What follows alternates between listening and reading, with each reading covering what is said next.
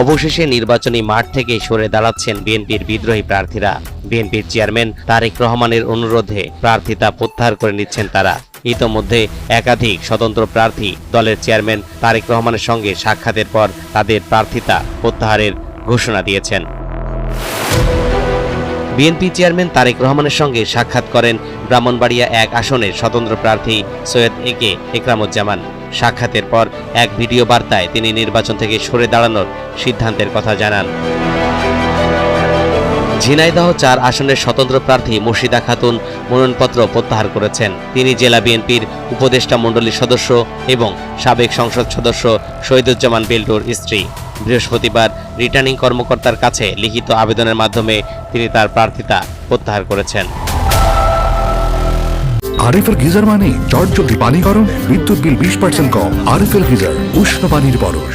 ব্রাহ্মণবাড়িয়া 6 আসনটি বিএনপির জোটভুক্ত দল গণসংহতি আন্দোলনের প্রধান সমন্বয়ক জোনায়েদ সাকিকে ছেড়ে দেয়। ওই আসনে বিএনপির কেন্দ্রীয় নির্বাহী কমিটির সদস্য ও সাবেক এমপি এম এ খালেক স্বতন্ত্র প্রার্থী হয়েছিলেন। দলীয় সিদ্ধান্ত অমান্য করায় গত 30 ডিসেম্বর বিএনপি থেকে তাকে বহিষ্কার করা হয়। তবে গত বুধবার সন্ধ্যায় তারেক রহমানের সঙ্গে সাক্ষাৎ করেন এম এ খালেক। এরপর গুঞ্জন ওঠে তিনিও প্রার্থিতা প্রত্যাহার করতে পারেন। নারায়ণগঞ্জ 2 আসনে বিএনপি মনোনীত প্রার্থী ঢাকা বিভাগীয় সাংগঠনিক সম্পাদক নজরুল ইসলাম আজাদ। সেখানে তার শক্ত প্রতিদ্বন্দ্বী স্বতন্ত্র প্রার্থী সাবেক এমপি আতাউর রহমান খান আঙ্গুর। গত শুক্রবার তাকেও গুলশান কার্যালয়ে ডাকেন তারেক রহমান। সম্ভাবনা তিনিও সরে দাঁড়াতে পারেন।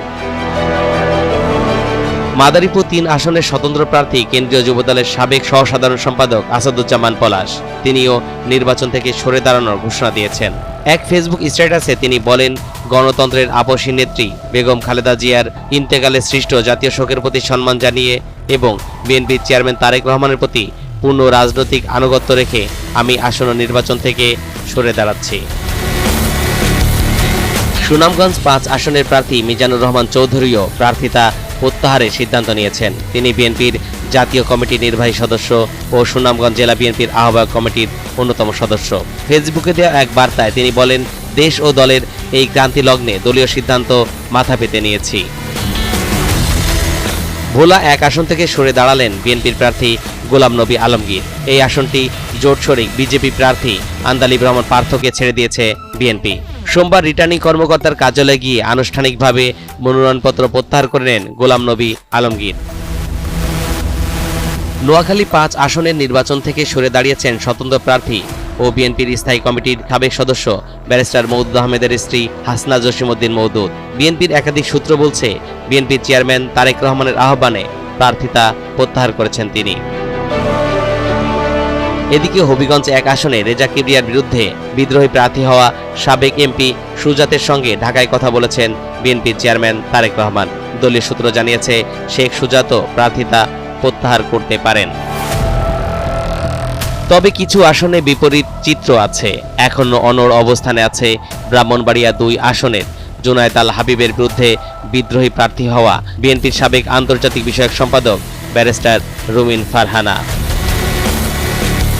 নারায়ণগঞ্জ 4 আসনটি ছেড়ে দেওয়া হয়েছে জমিয়ত নেতা মাওলানা মনির হোসেন কাসেমিকে। ওই আসনে বিএনপির বিদ্রোহী প্রার্থী হয়েছেন বিএনপির সাবেক 2 নেতা শাহ আলম ও গিয়াসউদ্দিন। বিএনপির একাধিক সূত্র বলছে, তারা দুজনই শেষ পর্যন্ত ভোটের মাঠে থাকবেন। বিদ্রোহী প্রার্থীরা সরে গেলেও তারা জোটের প্রার্থীদের সার্বিক সহযোগিতা করবেন কিনা সে বিষয়ে সন্দিহান স্থানীয় ভোটাররা। সেদিক হতে বলা যায়, বিএনপি জোটের প্রার্থীরা সহযোগিতা না পেলে সুযোগ নিতে পারে জামাত বা অন্যান্য দলের প্রার্থীরা।